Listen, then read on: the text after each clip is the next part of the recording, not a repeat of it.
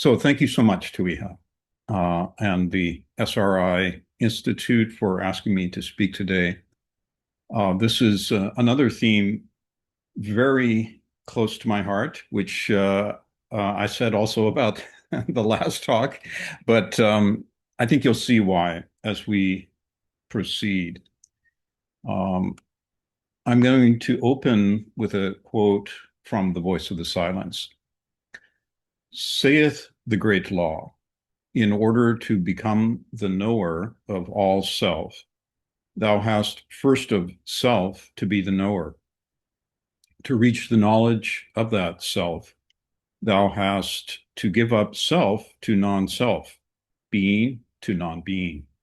And then thou canst repose between the wings of the great bird. Aye, sweet is rest between the wings of that which is not born nor dies, but is the Om throughout eternal ages.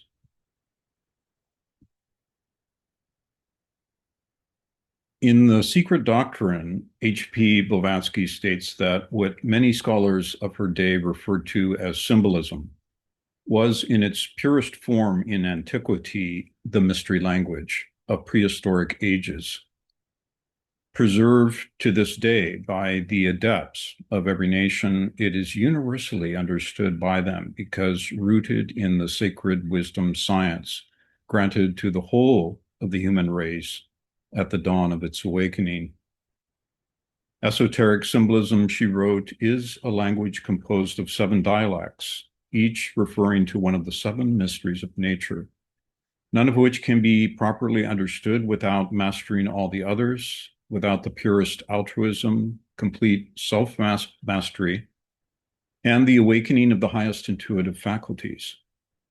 Once understood, however, it gives precise expression to Theosophia, the thread doctrine, which she says is like the Sutratman, passes through and strings together all the ancient philosophical religious systems, reconciles and explains them all. Akin to what Shakespeare called books in the running brooks and sermons in stones, it is revealed by degrees to the mystic who, through Buddha Yoga, begins to reunite with what Emerson called the oversoul and the collective wisdom of all souls. Graced by this language, wrote Robert Crosby, we would need no interpreter, for we would speak in tongues of fire, touching and elevating every being of whatever nation, kingdom, or kind. What are the 7 dialects of which H.P. Blavatsky spoke? In The Secret Doctrine, she lists them this way. Number 1, the spiritual. Number 2, the theogonic. Number 3, creative humanity. Number 4, the anthropological. Number 5, psychic. 6, astronomical. And 7, physiological. These interpretations, she says, were so cleverly veiled and combined that many were those who, while arriving at the discovery of one meaning, were baffled in understanding the significance of the others. The highest and the first and the fourth, rather, theogony in relation to anthropogony, were almost impossible to fathom, she says. Yet in her writings, she gives at least 3 key avenues of approach to this mystery language. The mythological, meaning the study of comparative religion and of the wisdom religion, which she emphasizes ultimately requires a guru. Number 2, the study of nature in all her aspects, visible and invisible, whose deeper mysteries are only revealed through the awakening of perceptive faculties mostly latent in human beings. And number 3, the geometric, which she also called the 5th divine science, used by adepts to pass divine insights from one generation to another. She says, even in the very earliest races. And in approaching an esoteric study of the swan, the student is invited to begin, excuse me, incorporating all three. Um, all of us know of Mount Everest as the tallest peak on Earth, almost 5.5 miles high as measured from sea level. The last 2,000 feet of elevation gain occurs in what mountaineers call the death zone, where there is insufficient oxygen for the human body to function for extended periods. And in 1953, Hillary and Norgay made the first ever successful summit. And on the semi-final leg of their climb, they were assisted by a man named George Lowe, a New Zealand mountaineer who claimed to have seen bar-headed geese, a species called Anser indicus, sailing over the summit of Mount Everest. And at this time, this was more than a mile higher than any other known bird had flown. Only in the last 50 years, with the use of radio transmitters and satellites, researchers have verified the twice yearly migrations of this remarkable species. Bar-headed geese have now been documented as ascending in unbroken flight from sea level to heights over 23,000 feet in just a single 7-hour nighttime period to arrive at nesting grounds amidst the pristine lakes of the Himalayan plateau. And despite decades of careful research, scientists still do not entirely understand how the physiology of these birds allows them to do so. In Sanskrit, the word hamsa can mean swan or goose. And in both Hindu and Buddhist sacred literature and folk tales, the term is sometimes used for both. In one of the most iconic myths of the Ramayana, 7 rishis took the form of the Hamsa in order to descend from heaven onto Himalayan lakes to visit the locale where the Vedas were written. And later in the Ramayana, these same rishis in the form of birds further descend to the lowest Gangetic plains at critical junctures to guide and instruct humanity. And in this sense, one could say that modern science has now confirmed one aspect of what the seers who composed the Indian epics suggested. Both geese and swans, as well as other water birds, such as the ibis with the ancient Egyptians, the pelican with the Rosicrucians, the albatross, and many others, were in traditional cultures revered and protected as divine guardians. They were associated with the adept instructors of the sacred mysteries, a symbol of wisdom, loyalty, moral purity, and spiritual authority, as well as the sevenfold cosmos, both in and outside of time. Swans and geese are also deeply connected with the mystic and sacred capacities of sound and speech. As Tuhia mentioned, the meaning of the word swan itself being from an Indo-European root meaning to sing or to sound.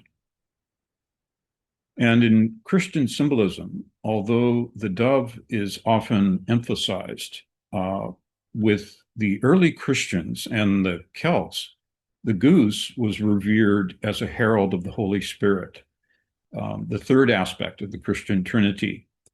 According to historical accounts, in fact, sometime in the early 4th century, a flock of geese, by their loud cackling on a particular evening, warned the early Romans of an impending attack upon their city.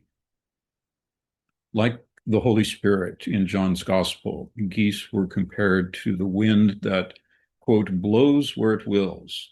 You can hear the sound it makes, but you do not know where it comes from or where it goes.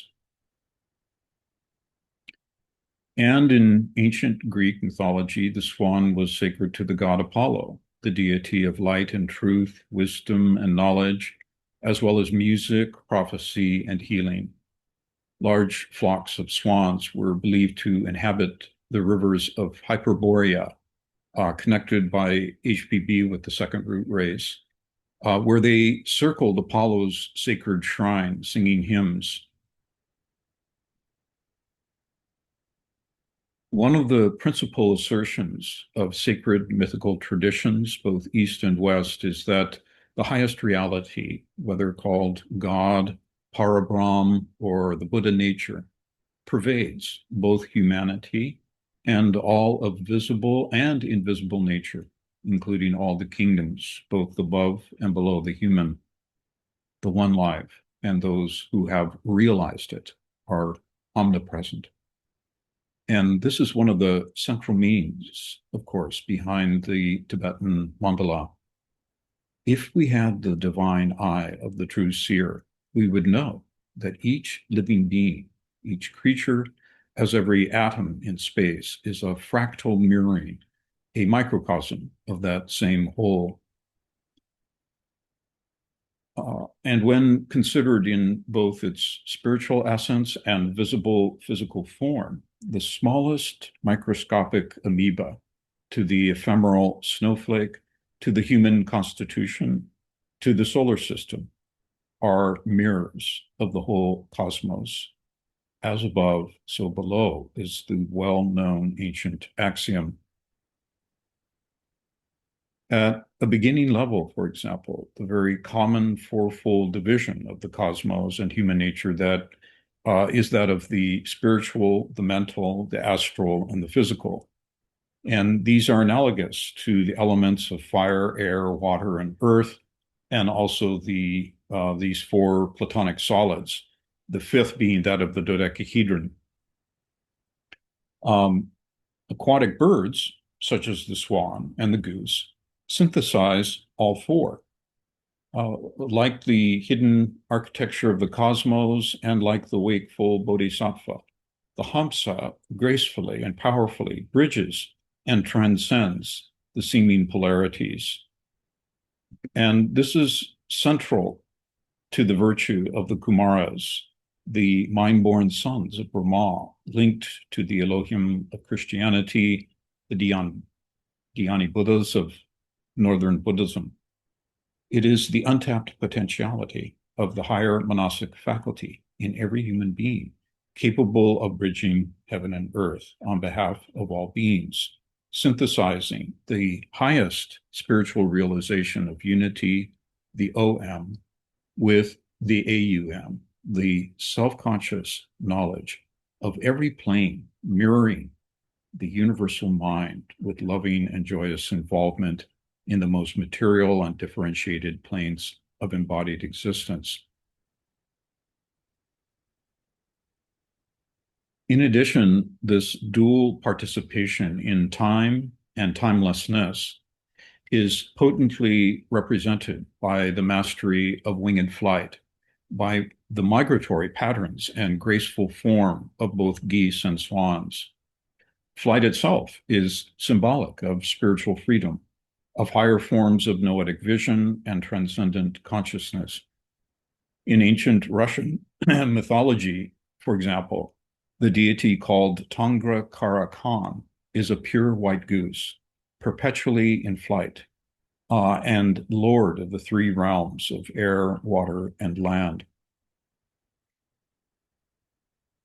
In the West, it is the flocks of tundra swans who make a twice yearly 4,000-mile round trip from the east and west coasts of North America, including California, into remote regions of the Arctic for nesting, giving birth, and raising their young. Flying in V formation and repeatedly exchanging the lead position, they are known to migrate at heights of over 20,000 feet.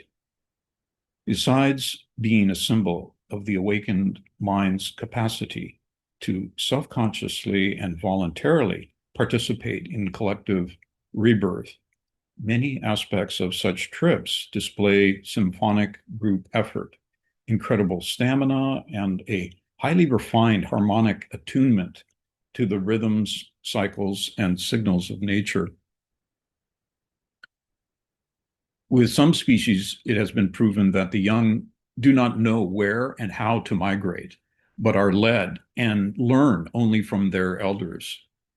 And recent studies also suggest that such birds possess visual capacities that go far beyond those found in humans, extending at least into magnetic fields. By contrast, for 6 weeks out of each year, while molting, swans, along with all other water birds, are flightless. During this molting period, all its flight feathers are shed and regrown, another symbol of yearly death and rebirth, self-renewal, and self-regeneration. We know of more than one modern student of theosophy whose seemingly chance encounter with an aquatic bird was accompanied by deeply instructive insight or synchronicity. In my own case, it was a very large seagull who appeared at the right moment and precipitated an unexpected and startling confirmation of the teaching. I had been a student of theosophy for over 25 years and fortunate enough to have studied the secret doctrine under the tutelage of Sri Raghavan Iyer. A year after his passing, I had taken a 2-day silent retreat immersed in study and meditation on the stanzas and the commentaries of Volume 1. And I was living in a second-floor apartment at the time, very near the ocean.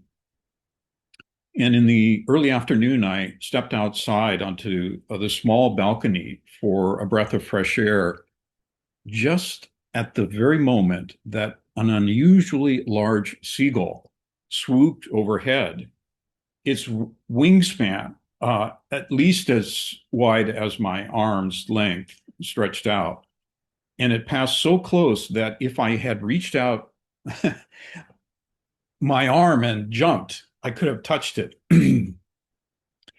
All I saw was a single motion of the bird's wings. But in that brief moment, the entire cosmological teaching appeared instantaneously represented. I cannot explain it in a rational way, but it is as though every sinew, bone, feather, and fiber of the bird was an essential element, giving unified and exact expression to this Manvantaric motion of involution and evolution, the periodical sacrificial descent and ascent, exhalation and inhalation of the great cosmic breath.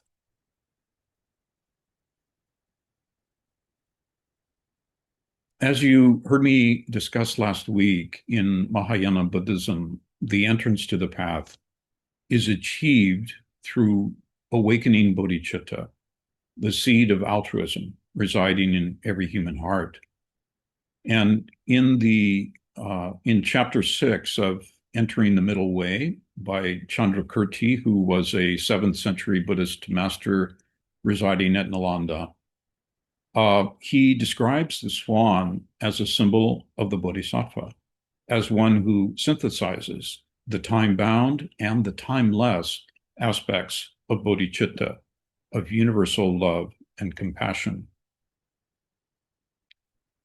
And like the king of swans, ahead of lesser birds they soar, on broad white wings of relative and ultimate bodhicitta fully spread, and on the strength of virtue's mighty wind they fly, to gain the far and supreme shore, the oceanic qualities of victory. And here the image of the swan's winged flight synthesizes the essence of the Mahayana path in this passage. At the beginning stages, altruism is relational. That is, even while still caught in the ignorance of duality and of linear time, the aspirant nonetheless strives and aspires for the spiritual wisdom embodied in living Buddhas, longing for that insight capable of truly aiding and relieving the suffering of humanity. And as self-knowledge grows and the paramitas are progressively embodied, the duality of self and other dissolves. The present moment merges with eternal past and future, we're told. And according to ancient sutras and the poetry of Mahasiddhas, even the seeming duality of nirvana and samsara heaven, and hell are transcended. Glimpsed along the way and fully realized at the culmination, there is only the one self, whose very essence is that of universal compassion, the law of laws. And this is what is known in Mahayana Buddhism as ultimate bodhicitta. It is why Tsongkhapa wrote that only compassion is critical at the beginning, the middle, and the end of the path. Just as a mother unconditionally cares for her children, seeing to their every need, so does the Bodhisattva care for, serve, and protect all beings. All birds are, of course, egg-born, a very potent natural symbol of creative fecundity and hidden magical potency. In fact, HPV called it the mystery of mysteries. And this is from the SD. The egg was incorporated as a sacred sign in the cosmogony of every people on the earth, and was revered both on account of its form and its inner mystery. From the earliest mental conceptions of man, it was known as that which represented most successfully the origin and secret of being. The gradual development of the imperceptible germ within the closed shell, the inward working without any apparent outward interference of force, which from a latent nothing produced an active something, needing naught save heat, and which, having gradually evolved into a concrete living creature, broke its shell, appearing to the outward senses of all a self-generated and self-created being, must have been a standing miracle from the beginning.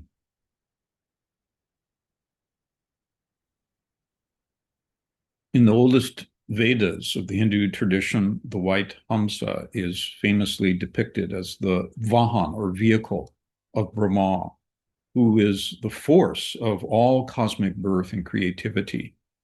Also known as Hiranya Garbha, Brahma represents the great cosmic golden egg, or womb, from which all else arises. And in the Puranas, this cosmic womb is depicted as containing 7 layers, or lokas. And there are versions of the Gayatri mantra where all 7 are addressed.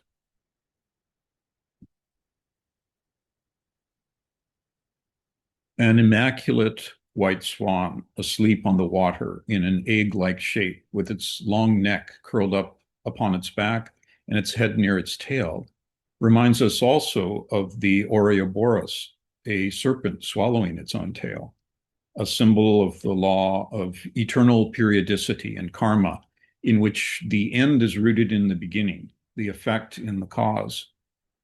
And this brings us forward to a consideration of the second fundamental of the SD, the law of cycles. Just as night follows day, sleeping by waking, death by rebirth, everything in nature is governed by the same law of periodic unfoldment and rest. At the cosmic level, in Hindu philosophy, they are referred to as the days and nights of Brahma, as Manvantara and Pralaya. And this is represented in the familiar yin-yang symbol of Taoism, as by the famed series of swan paintings by Hilma af Klint. Klint was a Swedish artist and mystic whose paintings are considered among the first major abstract works in Western art history. I'm sure you all are very familiar with them. Inspired by Theosophy and her devotion to masters. And most appropriately to our theme today is this sample from the Swan series, depictions where the naturalistic form is replaced by the revolving cubes. In esoteric geometry, the cube is a rich and multi-dimensional symbol of 7-fold cosmic and human nature, the center point plus the 6 faces yielding 7. Klint may have been familiar with the references in The Voice of the Silence and other mystic texts such as the Nada Bindu Upanishads, where both the white swan in time and the black swan out of time are described as sevenfold. At one level, it affirms what Krishna states in the Gita, that what is night to us is day to the sage. What is invisible or unmanifest and therefore seems like a blank to us is to the seer rich and resplendent in manifold life. Based on ancient Hindu astronomical calendars traced to adepts of earlier races, the total period of a Maha Manvantara, the whole of cosmic manifestation, is given as 311.04 trillion years. And this is composed of what are referred to as the seven eternities or aeons, though in fact, we're told they are immense but limited periods. And these are symmetrically matched by the seven eternities of the Mahapralaya, equally immense periods of non-manifestation or non-being. Even while the cosmos is in this quiescent state of rest, the mystic seven marks this division of the indivisible. HPB affirms that in this condition of non-manifestation, we are far closer to truth and reality than in the seeming states of differentiated life that we mistake for reality. The black swan is, of course, not only a symbol of the seven eternities or subdivisions of non-being, but a living creature, native to Tasmania and Australia, whose red beak and white flight feathers make it one of the most visually striking and symbolically rich species of hamsa known to us. It is also the bird depicted on their national flag. Prior to my recent speaking tour last year through Eastern Australia, I was asked to propose themes for talks, workshops, and retreats. And without knowing anything about the specific locales or city names, I proposed for the TS Lodge along the eastern coast in Queensland. It's also called the Sunshine Coast. I proposed this very talk that I'm giving today, The Swan of Eternity and Time. And it was the second time I had given this talk. But I did not find out until traveling with my new Australian friends in a car from Brisbane that the lodge was located in Maroochydore. And this is a term from the indigenous Kabi language, meaning the place of the black swan. And this was a definitive symbol for me from invisible nature that somehow, this trip I was on and this talk that I had proposed, in fact, was very appropriate. It's exactly what I should be doing at that time. And the second nudge from nature came after the presentation. A student from Brisbane recommended the local surf club for dinner. And unknown to her or anyone else in our group, the club building has a huge black swan logo painted above the entrance, as well as black swan insignias on the menus and the shirts of the waiters and waitresses. And in fact, the second floor room above the restaurant was called the Black Swan Room. So yes, as if you needed any further confirmation, there are no coincidences in nature. Not only the swan, but every bird may be seen as an interlaced triangle. The head and 2 feet forming one triangle, the 2 wings and tail forming the second. And in flight, the tail works like a rudder or for steering and for slowing or stopping. With the heart as the center point, we have a geometry similar to the theosophical seal. which Master KH also called the squaring of the circle. And in the letter, Mahatma letters, actually, there's the most profound and elaborately detailed description of the meaning of the interlaced triangles of the seal. I think it's letter 59 that we'd recommend to everyone who has the opportunity. When the dawn of manifestation arises, says the SD, through the boundless Vahadic compassion of Kamadeva, 7 Laya centers emerge from formless latency to active potency. These 7 essences are the mysterious Ahi, the highest dhyanis or lords of light, who as the collective aggregate of divine intelligence and following the plan laid out in the divine mind, become the emanating agents of karmic and cosmic law and of all forms of force, matter, and consciousness in the evolutionary cycle. Just as the one white light in passing through a triadic prism becomes the 7-fold spectrum and ultimately the infinite variety of colors and shades in the visible universe, so are these 7 rays of a universal sun the means by which the timeless enters time, by which the one becomes many.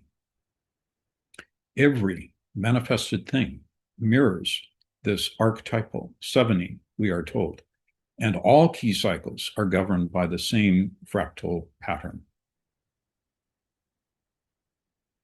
This is from the writings of Raghavan Iyer. The great bird of life is the primordial and sacred bridge between Kala and Kandakala, the unconditionally timeless and conditioned time, the ineffable light hidden in divine darkness, in boundless space, becomes, in the dawn of differentiation, the rainbow bridge, which displays the one colorless light of the spiritual sun in its beatific dance with 7 veils, suggesting the 7 primordial rays in splendid unison as the fawns at origo of the dazzling and incalculable multiplicity of manifestation. In the secret doctrine, each great period of planetary manifestation is composed of 7 rounds, each round of 7 races and each race of 7 subraces. Each round as each race corresponds to one of the dhyanas, as well as to one of 7 sacred planets of our solar system. And each, of course, also corresponds to the 7 days of the week. How many of us have meditated upon and gratefully appreciated the fact that each day of the week, going back to classical Greece and the ancient Hindu astronomers, was shown to correspond to one of our spiritual progenitors. Astronomically, we could also point to the 28-day lunar cycle in which there is a waxing and waning divisible by 7. The tides, countless circadian rhythms, and psychomental cycles are all governed and affected by this cycle, and learning to work with and in harmony with it was tantamount to many ancient cultures, we're told.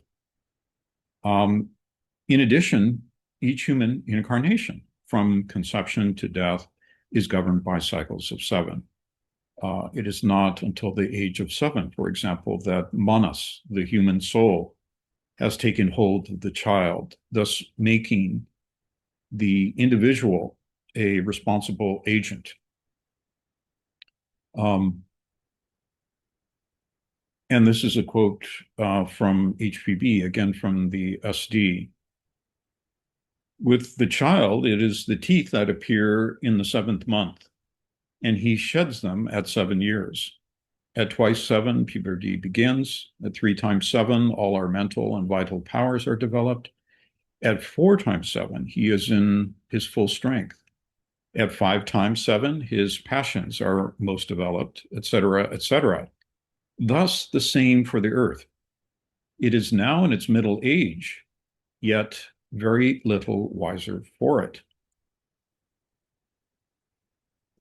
The Tetragrammaton, the four-lettered sacred name of the deity, can be resolved on earth only by becoming septenary through the manifest triangle, proceeding from the concealed tetractys.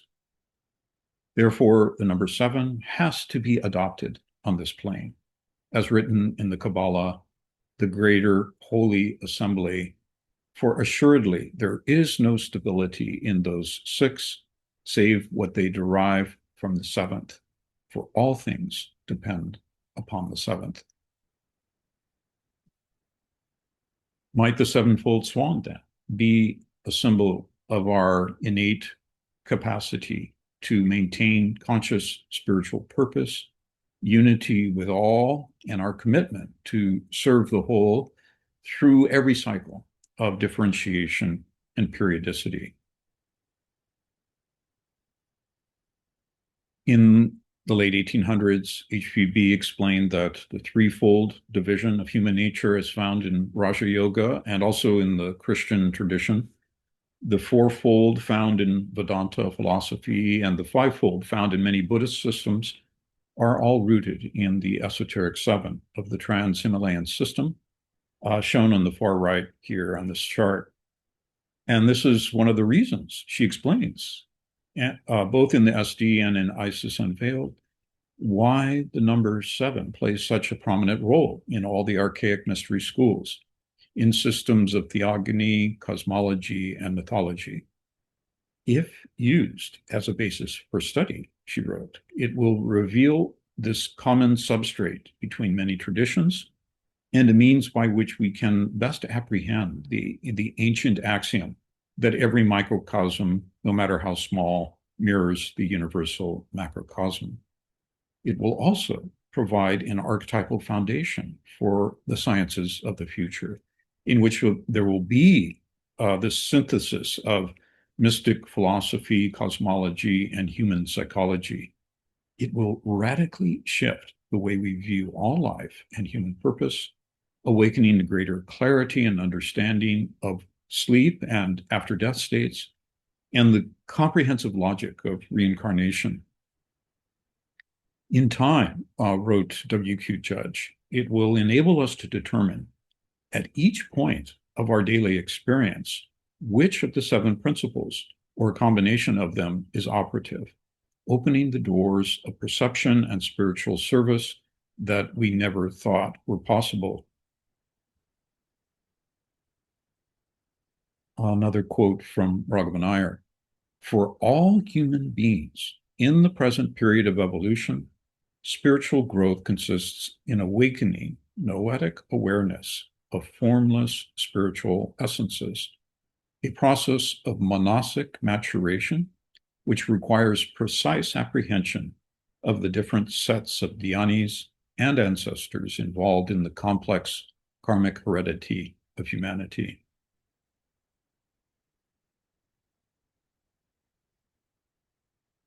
The first distinction, again, I'm reviewing philosophy that most of you, I'm sure, are very familiar with. But this primary distinction, which many tend to pass over and forget, is that there is a higher, vast, invisible, or metaphysical cosmos which precedes and animates the phenomenal one, and which corresponds to the higher and the lower self in each human being, characterized as the triad and the square. And this is given as in the philosophy as the 3 and the 4, the immortal solar triad and the lower lunar transitory square. The immortal higher triad is our innate Buddha nature or inner God. It is innately compassionate, spiritual, and immoral genius within each of us, and a boundless reservoir, we're told, of all knowledge, peace and bliss, of creativity, love, and wisdom. While the lower quaternary or square is that which composes the human personality or ego, what the Buddhists call the skandhas, the periodical and ever-changing vestures, the temporary actor on the stage of earthly life. Broadly speaking, the aim of human evolution is for manas to so purify itself and transmute the vestures of incarnation that the square may become a temporary but perpetual servant and ambassador of the triad, that is, for the lunar to reflect the solar. And when an incarnated human being mirrors the godlike wisdom and compassion of its divine parent on earth, it dispenses what the ancients called soma, the elixir of eternity, in the corridors of time. And this, of course, is what the Bodhisattva and the Master of Wisdom does, and the science leading to it is this path of Theosophia. The highest point of the spiritual triad, overbrooding every soul, corresponds to the seventh principle of human nature called Atma, a word meaning self or spirit. But this is, of course, not the personal I or self that most of us refer to. It is rather the impersonal, universal spirit, omnipresent and boundless, one with the self of all. Jesus called it the Father in secret. The Buddhists call it Shunyata, the Hindus Brahman or Parabrahm.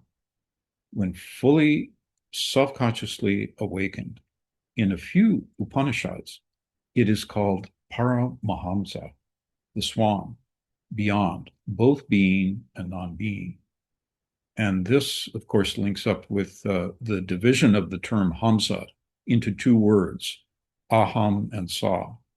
Aham is I am, or thou art, and sa means that thou art, being one of the quintessential teachings of the Upanishads, the unknowable, the unfathomable, the inexhaustible, and the inexpressible in eternal duration, where there is no past or future. And in the SD, HPB states, in this alone is contained the universal mystery, the doctrine of the identity of man's essence with God essence, for him who understands the language of wisdom. No matter how depraved or ignorant of the fact each of us returns to that primal, boundless spiritual self each night during deep, dreamless sleep, providing true nourishment and regeneration to the soul, without which it could not go on. Because of this primeval source of all, the triad, the three-in-one called Atma Buddhi Manas, which is in fact and in reality one with the cosmic AUM that resounds throughout eternity, as mentioned in the opening reading, fundamental divine vibration, ceaselessly nourishing, awakening, uplifting, and regenerating the whole of life. At each incarnation, we are told, higher manas emits a ray which descends into the fourfold earthly vestures, animating a given personality acquired under karmic law. When it does so, manas becomes a responsible agent and dual in its nature. It is, of course, our capacity to think, discriminate, and choose. But from it, the way goes up or down. And that is why it's spoken of as both the great gift and the great challenge. As the voice of the silence states, the mind is both the knower of the real and the great slayer of the real. Because the higher triad is that which unites us with the very highest purposes and forces in all of nature, self-conscious awakening cannot occur except on behalf of all and in order to benefit all. And this is why, from the very beginning, the effort must be to renounce all selfish or self-seeking goals and aims in favor of altruism and universal brotherhood, which many theosophical writers, including HPB and Judge, said that this is why universal brotherhood is the first step in true occultism, true esotericism, is the beginning point. Much misunderstood in most New Age speculation, the Hamsa Upanishad also links the sevenfold swan to the seven psycho-spiritual centers of the human constitution, from the Muladhara at the base of the spine to the Brahmarandra at the top of the head. And actually, you can find these remarkable Upanishads now online. I'm sure you all know of that. And this idea that these centers do actually occur in the swan in the same way that they occur in the human body is reinforced by the fact that the mute swan and some geese species have a basal knob on the top of the beak between the two eyes, correlating to what is referred to as the pineal gland in the human skull. In Eastern traditions, also called the ajna, or the eye of Shiva, the eye of Dhamma, the awakening of which brings true spiritual vision, penetrating all the illusory veils of visible nature. And in the Upanishads, the pineal chakra also stands for, quote, the capacity to bring the threefold Om into the realm of time. It is that which purifies and transforms all actions into the bliss of Amrita, true spiritual nourishment and sustenance for all beings. In Eastern mythical traditions, the swan is depicted as having this capacity to extract pure milk, even when mixed with water. This is another quote from Raghavan Iyer. At its highest level, Om is the soundless sound, which becomes the medium of transmission for the ineffable light. The Om is also the origin of sound in the world of manifestation, the most sacred syllable, the hierophantic leader of all prayers and chants, and the most important subject of all meditation. It may be seen in two ways: as a single letter uttered with one articulation. It is the Om, the symbol of the Supreme Spirit. One should imagine this as a constant, omnipresent sounding, capable of being consciously sounded within the consecrated temple of the human form. One should imagine it superimposed on all other sounds, all other vibrations, all other thoughts and feelings. To do so is to cooperate consciously with the great cosmic sounding of the one resonance, but within the sphere and temple of one's own invisible vestures. Celebration of the Om is the central thread of the spiritual path and of the quintessential Hermetic current. Celebration of hymns of praise to the Om is the axis around which the entire work of the Great Lodge of Mahatmas turns. And it is a celebration on behalf of and among intrepid individuals who are willing to become men and women of meditation, consciously very aware of what the highest level of Om represents. The Om is the highest that one can conceive, the true self, the supreme resource behind the whole of manifestation, and that which is beyond manifestation itself.